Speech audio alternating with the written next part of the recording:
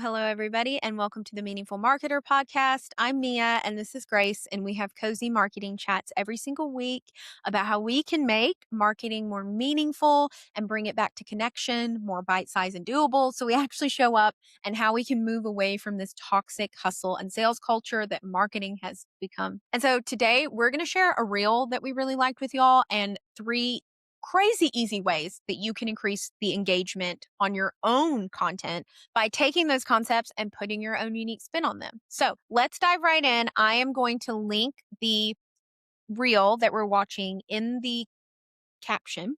So that way you can watch it, show the creator some love, all of that kind of stuff. And you can actually see it. Because I know I'm going to show you on here, but I know you're probably not going to be able to see it as good as I would hope you'd be able to see it. Okay.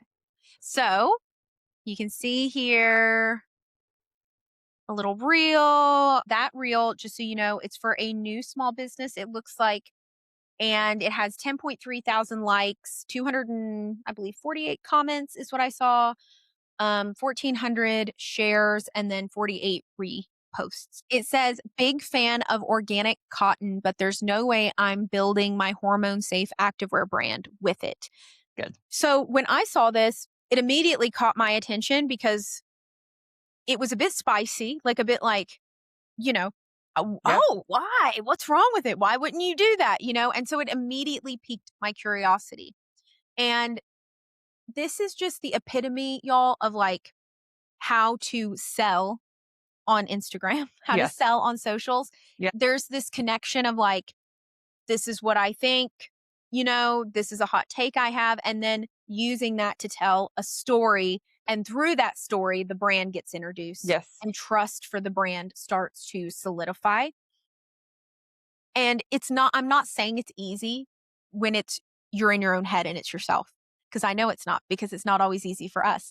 It's so easy for me to go to a client and go, oh, yep, here's how we're going to do this. But when it comes to us, it's not as easy. So we're going to break this down a little deeper for you so that way Mhm. you can really see, okay, well, what are the things that I'm taking from this? And then how Yes. am I going to use those in my own content? And I want to say that social media is a skill, it's like a muscle that you're building.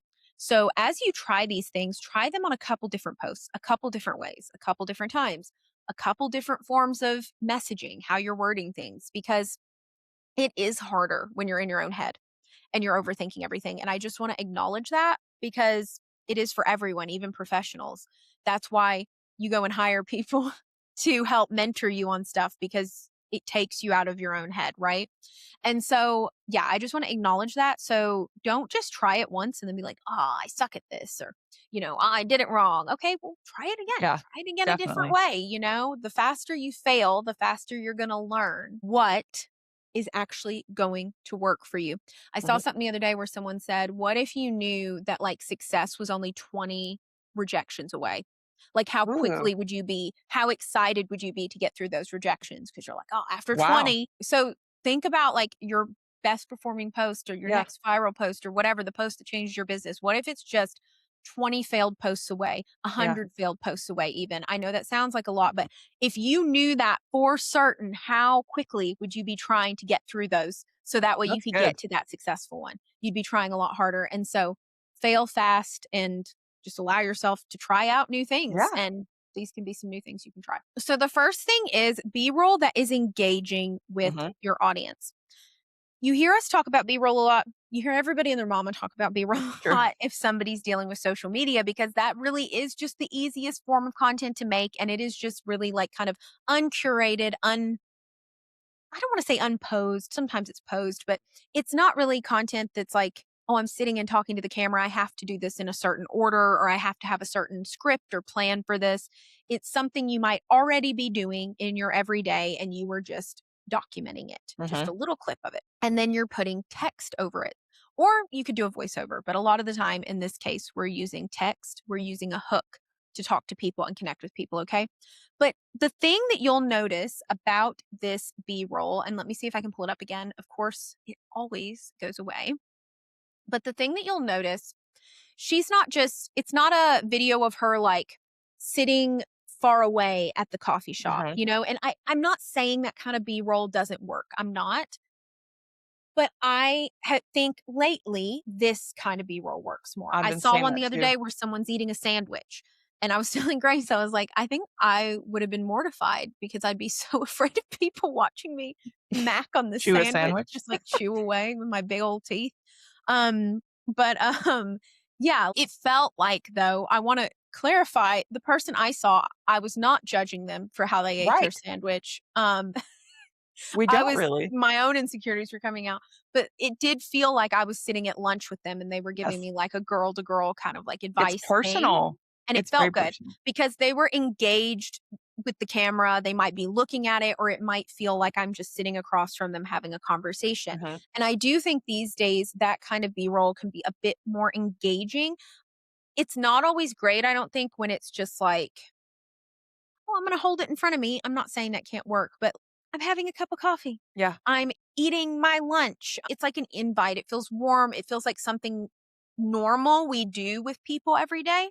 And Mhm. I think because of that, it hits something in our brain where it's like, this is how I would connect with someone in real life. Oh, I would go out to lunch and have lunch with a friend. yeah. So it hits that part in your brain where it's like, This is approachable. like, this is approachable, this is something that I connect with, I'm familiar with this. Yes. And so her doing that with just her cup of coffee, she got, like, some foam on her lip, and then she just licked it off or whatever, and I just know from experience, a lot of people would be like, "Oh gosh, I don't want that to Start be over. in there," I need Yeah. the perfect sip of coffee where no foam gets on me, and she just kept it all in, which I love. And so many people would overthink that. Yeah. So Yep. many, myself included a lot of the time. So be engaging in your B-roll content. One, if you're not taking B-roll content, start doing that, but be engaging in it. Don't just like, oh, I'm going to go water my plants and do my B-roll content. I'm not saying that can't work. I'm not saying don't do that, but Yeah. experiment and try some engaging B-roll content where Yeah. they can see a face and it feels you're doing something that maybe they would associate with and be familiar with. This is something I would normally do when I'm connecting with Yeah. someone. Well, Um, something that when I watch a lot of YouTube vlogs, and a lot of people think those are boring, like a day in the life video or do my makeup with me or hang out with me while I cook dinner. I love those because they feel like being on FaceTime with a friend. And I think that there's something really yeah, special and connective about that. I don't know these people from agreed. Adam. They wouldn't recognize me in real life, but I feel like I've built kind of a friendship, like a parasocial relationship with Mhm, them through the internet because it just feels like, oh, we're hanging out on a normal night. You're doing a normal task. I'm probably doing a mhm, normal task while I'm watching you do this. Like there's something to that. So I think I like the direction that this is starting to trend on socials too, where it's mhm. kind of that same thing of, yeah, just Yeah, sit your phone down while you drink your coffee and look at yeah, the camera. It's easy. You're doing that anyway. You're drinking your coffee anyway, might as well yeah, just, like, get some little clips here and there and put it on your feed. yeah, and the only, I guess, professional advice I give you is just try to be in front of some good light. Yeah, Like, other true. than that, just try and be in front of some good light, but just do what you're doing and just do it, yeah, like, Yeah, that's gonna be so much better than trying to overcompensate produce. with complicated or expensively edited content. I'm Yes. not saying that can't be successful, but not everyone needs to do You don't that, have and to most people can't. produce it. Yeah, Yeah, there's a lot of people that I feel like that's their barrier. They're like, "Well, I don't know how exactly to enter and leave the frame," and don't worry about that. Just no, get some clips of you doing normal stuff, do it in front of good lighting, boom. yep. That's going to be the best way to do it. The next thing is hot takes, being a little spicy. So, the thing that got me on this, probably more than anything, is it was a little spicy. I was like, oh, Yeah, why wouldn't, like, okay, that's something I don't hear people say every day because organic cotton's a big thing right now. true. A lot of people love it. And if you're someone who likes it, I'd be like, well, then why wouldn't you choose to use it for a clothing brand you're making? And a lot of people are afraid to be a little spicy. And I just want to say that I really believe is holding you back from getting the engagement you want to see a lot of the time because that little bit of spiciness, it's going to stop the scroll or it's going to get an emotion out of somebody, whether positive or negative. And yes, you are going to probably have some people who have maybe some negative thoughts about it too. That's okay. That is okay. And one thing like that I think people forget sometimes, I forget sometimes when I'm thinking about putting something out there that might be a little controversial. And I'm not even talking about anything crazy. Like I'm talking about, an opinion you have on what you should do on a social media post or something. But if it worked for you and it's true for you, then it's worth sharing. It may not work for everyone, and that's fine, but it is worth sharing. Like whether someone agrees with the hot take you have or not, nobody can take away from the fact that that is true for you and that is your personal Yeah, experience. And we all have a different experience. So just remember that whenever you're creating content and you're trying to think of a spicy take, if it worked for you and it's true for you, then it's that's worth okay. sharing. And because there's probably going to be someone else that it Yes, works for and is true for. And that's not going to be everyone. There's going to be right. people it's not. And you might get an emotion out of them that might be Sure. a little hurt because it didn't work for them. And it might mean really not much to do with you at the end Yeah. of the day, why they're being, weird about it. But don't be afraid to be a little spicy. Yeah. And Well, and I think your take might be more relatable than you realize, and it's only gonna draw you closer to the audience that you are hoping for. Like, mhm, it by repelling some people, you're attracting so many more. A lot of times the take that you're sharing is mhm. something that somebody else has been too afraid to share, but they 100% agree with. Yeah, there's power behind being a little bit unconventional in Yeah. your hook, you know? And you don't have to be rude or crazy Yeah, to put out a hot take. A lot of people are like, "Oh, I've gotta be mean to a certain group of people or yeah. rude or I gotta be, acting a little nuts to put a hot take out there." You don't. What she put, It's this not wasn't yeah, anything like mean to anybody. It's just this is in her experience. I love organic cotton, but I would never put it in my athletic wear brand. And there are a lot of athletic wear brands that do use organic cotton. yes. So it's that spicy, Yeah. polarizing thing, but it's not mean. She's not calling them out. Well, and I think this ties in a little bit to our last point here, but, you know, I imagine, like, the vibe I get from this post of hers is that this is a frequently asked question, okay? So, Mhm. every client that I've ever worked with has a question that they're tired of answering. Everybody Yes, asks it. yes. Everybody Or asks a it. few. Doesn't right. Doesn't matter how often you point them to the site or, the reel where you've answered that question, they're gonna keep asking it. And I think you should pay attention to that. Mhm. That question. Like for some people, it's like, what sizes do you carry? When's your next book coming out? Are you open on the weekends? Like whatever it is, finding a creative way to answer that, I think Mhm. can be really powerful. Even if you, again, feel like all you do every day is answer that question. I think that's what she did here. I'm sure she has people that are like, but what about organic cotton? Like that's Yeah. my favorite fabric. She's like, hey, I like it, but here's why I don't use it. And Yep. she's leading you to the answer in a creative way that's not just like for the millionth time, I Yeah, don't use yeah. organic cotton. There's And something using to it that. Yeah, and using it to relate with people because if she had 5 other people asking that, she's like, "Well, there's probably 5,000 other people who, Exactly. Listen have the to same that. question or would appreciate my answer here." And another thing we talk a lot about is social listening or market research. Yep. And again, that's just paying attention and listening to your community, your people, or to what people in your niche are talking about doing. So you're just going to go and like look at what questions people are asking, what things people are saying, what feedback they're giving, whether that be on your page or someone who is in your same niche.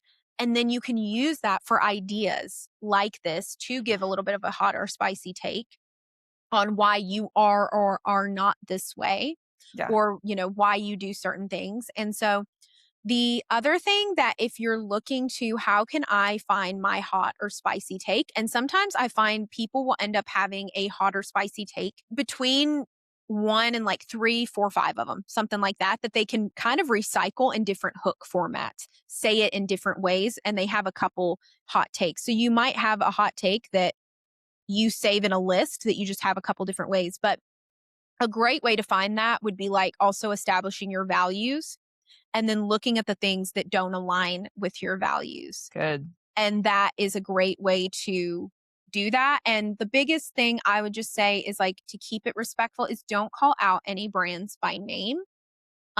If you are doing something, that's negative towards what another person might be doing, be mindful, be respectful. Don't point shade towards any like specific brand or person. I just think that's never classy in any way, shape, or form. Like you can point shade maybe to like other people within the niche or things like that. Other active brands might say this, but she's not going to say Lululemon does this. Right. And that's the difference to, I think, where it gets mean, where it's like, we might say other marketers are saying this over here. That's not what we believe, but we're not saying this at blank marketer, their Instagram is saying this and we think it's wrong. I don't Yeah. like those. I don't think that that's classy in any way, shape, or form. And it might get engagement. It probably will, but it's Yeah. not my jam.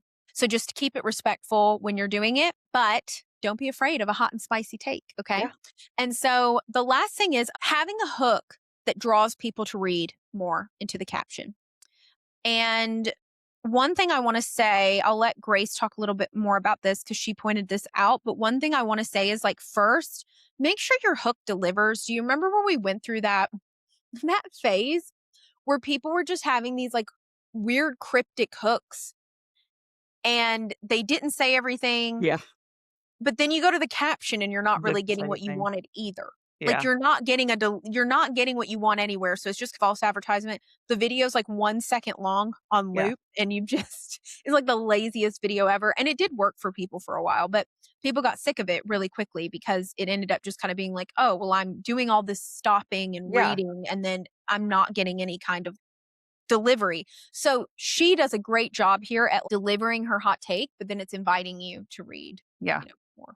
Yeah, it's the visual hook of the B-roll like we talked about, but it's Mhm. also her hook is functioning like as a way to lead you deeper, and I feel like we're seeing that a lot right now where you're not getting the rest of the answer in the actual reel itself. She's not flashing through a bunch of different text that's Mhm. telling you, like, we've seen that before, but now I think it's all about getting you hooked to stop scrolling. But then, okay, there's more in the caption or the Yeah. comments or whatever, or it's teasing something that you're going to be talking more about on your feed or whatever, but kind of making them want it, making them wait for it a little bit, Yeah. adding a little bit of that like intrigue back into your Mhm. content. I really like that. Oftentimes, your explanation is going to be longer than the amount of text you want to put on a reel anyway. So don't be afraid to do that. Don't feel like, oh, I have to tell them everything Yeah, on yeah. the screen in a 10-second video. And I don't like it's okay to make them wonder and make them want it a little bit. I don't know. I like it. And at the end of the day, even if she wouldn't have gone into a ton of detail in the caption, which she does, it still would have been a good post because it's delivering a hot take. Yeah. At the end of the day, like the True. the hook delivers still, but it invites you to want to learn more. And the last thing I want to say on this is just go and read the caption because honestly, this whole post is just a mini masterclass in how to connect with people, but get your business story out there and start to build that like foundation of trust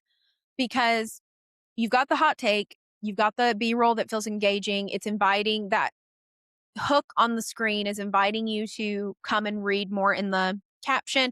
In the caption, it proceeds to explain why she feels that way, but it ties that into her brand story, what she's doing with her brand, how she's doing things. And then she introduces, like, this is why my brand, that I'm doing here isn't going to be doing this. We're opening soon. If you want more details, get on the wait list. I'm going to be posting about the whole journey here. That doesn't feel like a sales pitch. That feels like this is something I'm passionate about and I'm going to be sharing about it. And if you want to come along on the journey, here we go. Like, I here's love how you that can do it. energy. And that really is, it can be such a difficult thing to get out of your head and really nail. But once you do, and if you can pay attention to that and then just repeat that in different ways over and over, that messaging, that same, warm vibe, um, I mean, you're going to That's build so much trust and you are going to be selling your product and selling your brand without actually feeling like you're doing a bunch of selling. Yeah. Well, that's inspiring to me. I love brands that are confident about what they offer. Mhm. I love people who are confident about what they stand for. Even if I disagree with you, I would rather you take a stand for something. Yeah. I'm so tired of people trying to please and impress everybody and not step on any toes. And I'm not going to say Yeah. anything because I don't want to offend anybody. Like sometimes, again, her hot take wasn't offensive in any way. No, Your hot no. take doesn't have to be offensive. I'm not saying that, but still, you're going to alienate some people who don't, like, agree with Yeah. you. Like, some people are gonna wish that her activewear was Yeah. made with organic cotton. Some people are sitting here reading this while they're wearing activewear made out of organic cotton. Yeah, And but it's gonna hit a nerve with them, and they're gonna be like, "Well, I spent $100, $200 on exactly, this set, and now you're telling me it's and bad." that's So, fine. and You're not that's fine. And yeah, exactly, and you may not wanna stick around for this feed, and that's okay with me. I'm letting you know through this hook that that's okay with me. There's space for that, but here's what I do, and here's what I do well. I feel Yeah. like if I was scrolling past that, even if I disagreed with her and I was, like, an organic cotton only fiend, I would still be like, "You go, girl. Like, you clearly know what you do best," and Yeah. I don't know. That's infectious to me. I love that energy. It makes me want to take a stand with her and see what else she's up to. And so empower yourself to figure out a way, like Mia said, to take these bones and apply them Mhm. to your unique magic and your, industry and everything and see if you gain some attention for it. Yeah. Yeah. We really believe taking these things is going to help increase your engagement. Keep practicing at it, though. Like we said, it's a muscle that takes work and practice. So don't give up if, trying some things you hear here or elsewhere don't work for you the first time. And like Grace said, we're encouraging you to put your own unique magic spin. I always like to say we never encourage copycatting, but Yes. you don't have to reinvent the wheel. You just have to customize it to your vehicle. Yes. And so take what is already working on social media and then look at how you can put your own unique spin to it. And it really can be as simple as that. It doesn't have to be super complicated. We hope this is helpful. We hope you have a great week. We are over here cheering you on and stay tuned because next week we'll have a new episode. We post one every single Friday and we can't wait to talk to you again soon. Bye y'all. Bye, y'all.